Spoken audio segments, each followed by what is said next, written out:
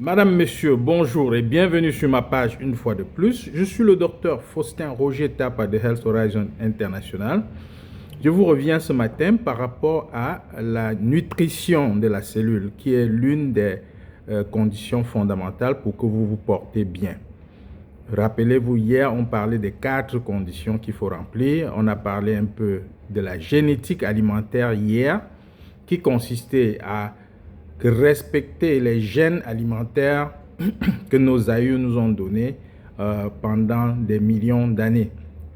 Et ces gènes alimentaires, il faut les prendre au sérieux parce qu'ils sont à l'origine de beaucoup de choses. Non seulement ceux qui nous permettent d'assimiler les aliments, mais ils créent beaucoup d'allergies alimentaires de nos jours. Je vous prends un exemple très simple. Vous allez prendre l'huile d'olive, par exemple. Tout le monde s'accorde à dire, que ce soit sur les réseaux, que ce soit dans les littératures, que l'huile d'olive, c'est l'une des meilleures huiles que vous pouvez consommer. C'est vrai. Mais c'est vrai pour qui? C'est pas vrai pour vous qui ne portez pas les gènes des olives. C'est vrai pour les gens qui portent les gènes de leurs aïeux qui cultivaient les oliviers et qui vivaient des fruits de cette culture. Vous qui avez hérité des parents, des aïeux qui vivaient de l'huile de palme et tout ça, la meilleure huile pour vous, c'est l'huile de palme. Et ça, sur le plan génétique et nutritionnel, c'est très important. Ce n'est qu'un exemple. Vous qui n'avez pas grandi avec le lait animal et ses dérivés, le fromage et autres, quand votre alimentation se transforme en fromage, le lait et tout ça, vous avez des problèmes. Que vous l'admettez ou pas, vous avez sérieusement des problèmes de santé. Ça, c'est des petits exemples. Maintenant, j'ai promis de vous parler de l'historique de la nutrition.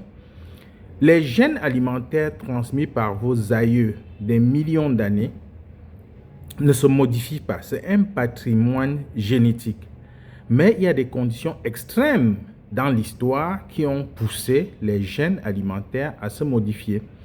La première condition survient avec l'introduction de l'agriculture. L'agriculture qu'on introduit, et pour des raisons de productivité, il y aura les pesticides, les engrais et tout ça. Toutes ces substances chimiques vont influencer les gènes alimentaires que nous portons. Ça, c'est la première phase. La deuxième phase où on a pu influencer les gènes alimentaires humains, c'est les transformations des produits agricoles. L'introduction des engrais et des pesticides et tout ça a permis d'augmenter la productivité, et dans le but de conserver ces aliments en excès, il fallait transformer, ce qui a poussé à l'utilisation des conservateurs, des pasteurisateurs, d'autres produits chimiques et j'en passe. Ça fait que, pour une fois encore, les gènes alimentaires que nous portons avaient été modifiés par l'alimentation, par les aliments que nous mangeons. Néanmoins, ce qui est fondamental reste, et retenez que vos gènes alimentaires restent fondamentalement semblables à ceux que vos aïeux vous ont transmis depuis des millions d'années. Il n'y a pas de miracle à ça. Donc, si vous voulez bien vous compter, vous devez tenir compte de vos gènes alimentaires et tenir compte de l'historique des gènes alimentaires. Voilà un peu.